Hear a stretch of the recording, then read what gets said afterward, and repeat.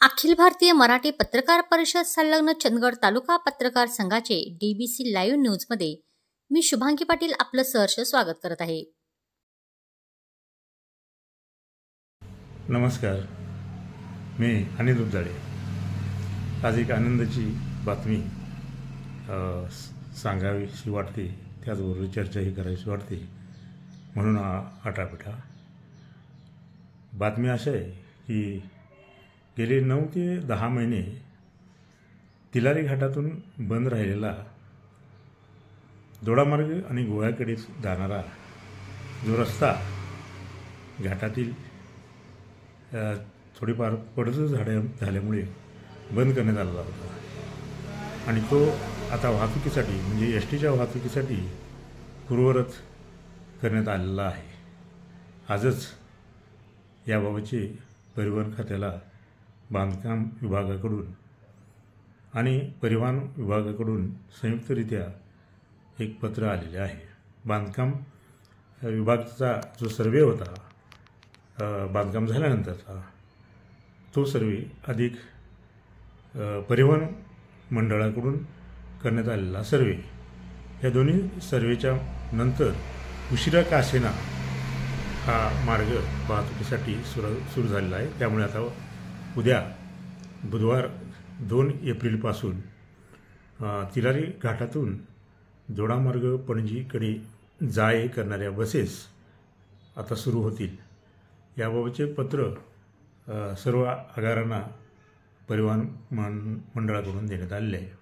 हा घाट बंद झाल्यानंतर खूप मोठी अडचण निर्माण झाली होती। गोवा आणि सिंधुदुर्गकडे जाणाऱ्या कोल्हापूर जिल्ह्यातील तसेच बेळगाव, हुबळी, धारवाड इकडच्या लोकांना, पुन्हा चंदगड, गडिंग्लज, आजरा, गारगोटी आजूबाजूचा जो भाग आहे त्या सर्वच भागातील लोकांना जाणे खूपच कठीण झालं होतं। लांबून प्रवास करावा लागत होता, सावंतवाडी मार्गे, आंबोली मार्गे असा, आणि तो खर्चिक पुन्हा वेळ भरपूर जाणारा असा प्रवास होता। आणि त्यामुळे या मार्गातून वाहतूक चालू व्हावी, तिलारी घाटातून वाहतूक चालू व्हावी यासाठी सातत्याने खास करून दोडामार्गमधील जे सामाजिक कार्यकर्ते आहेत त्या सर्वच सामाजिक कार्यकर्ते, दोडामार्गाचे नगराध्यक्ष असो किंवा स्थानिक छोटी छोटी गावं आहेत त्या गावचे ग्रामस्थ असो, ग्रामपंचायतचा असो, या सर्वांच्या माध्यमातून आंदोलने, रस्ता रोके वगैरे झाला।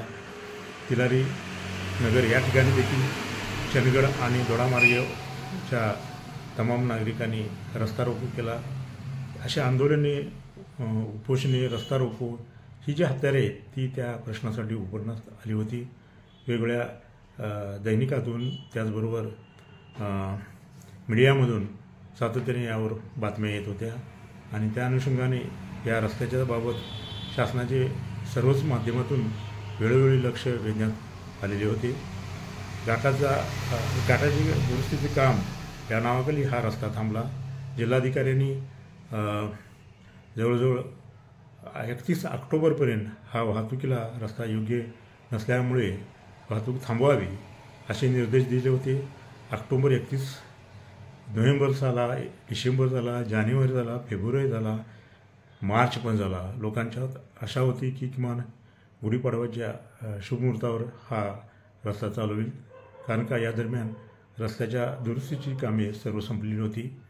त्यानंतर संरक्षण कठडे बांधण्यात आले होते आणि याची प्रत्यक्षात परिवहन मंडळाच्या माध्यमातून कोल्हापूर विभागाने खास पाहणी केली होती, पण तरी देखील घोडं अडलं होतं। त्यामुळे पुन्हा हा प्रश्न निर्माण झाला होता। एक प्रकारे निरुत्साही वातावरण या गोवा सिंधुदुर्गाकडे जाणाऱ्या येणाऱ्या लोकांच्यावर होते। हा मार्ग चालू व्हावा यावर आशा धरून राहिलेल्या लोकांना निराश व्हावे लागले होते। मात्र पुन्हा आशा निर्माण झाली की चंदगडचे आमदार शिवाजीभाऊ पाटील यांनी स्वतः घाटात जाऊन जी संरक्षण कठडे जे आहेत त्यांचे बांधकाम ताबडतोब पूर्ण करून घ्यावे असा निर्देश प्रत्यक्षात तिथं दिला। बांधकाम करणाऱ्या लोकांना पण सांगितलं आणि शिवाजीभाऊ पाटील यांनी आमदारांनी आता हे लक्ष घातले, त्यामुळे घाटातून रस्ता चालू होईल अशी आशा निर्माण झाली होती. पण तिथेही थोडीफार त्याही मध्ये थोडाफार वेळ गेला आणि प्रतीक्षा करावं लागले. आता आमदारांच्या प्रयत्नांना पण यश अजून पण का आले नाही अशी द्विधावस्था लोकांच्यात निर्माण झाली होती. मात्र त्यांचे प्रयत्न सुरूच होते.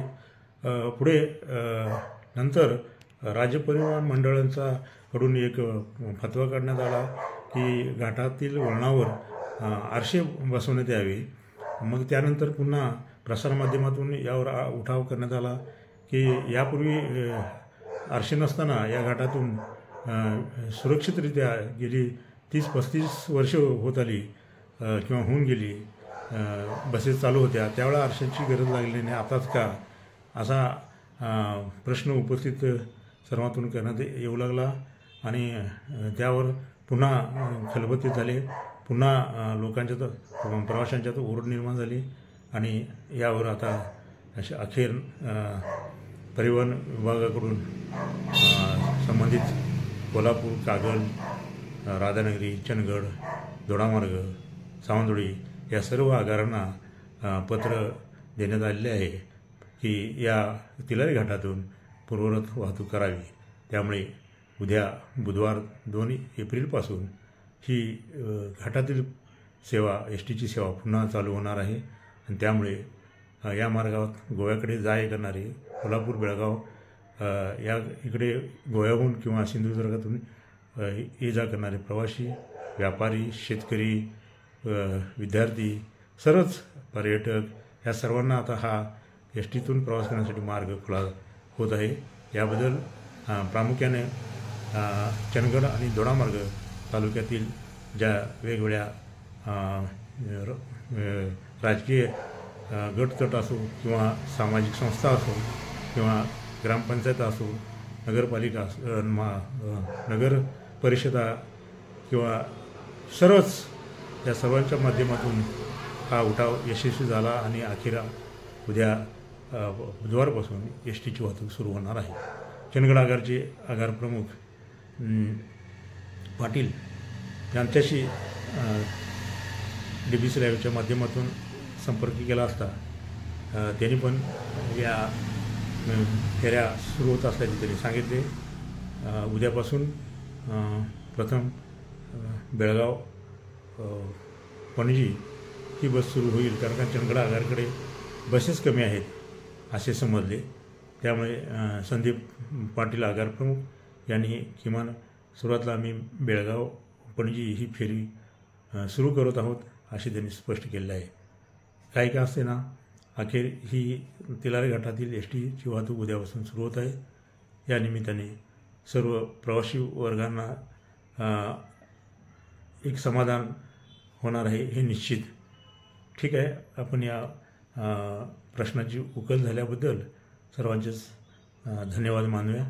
DBC लाईव्हच्या माध्यमातून आम्ही हा प्रश्न सातत्याने उठवण्याचा प्रयत्न केला. आमचे DBC लाईव्हचे सिंधुदुर्गचे मुख्य प्रतिनिधी तुळशीदास नाईक यांनी सातत्याने या माध्यमातून या प्रश्नावर प्रकाश टाकला आणि त्यांचीही देखील आम्ही चंदगड आणि सिंधुदुर्ग वासियांच्या तमाम प्रवासी वर्गाच्या मार्फत आम्ही त्यांना धन्यवाद देतो. DBC लाईव्ह त्यांचे खास करून या प्रश्नी उकल झाल्याबद्दल कौतुक करत आहोत.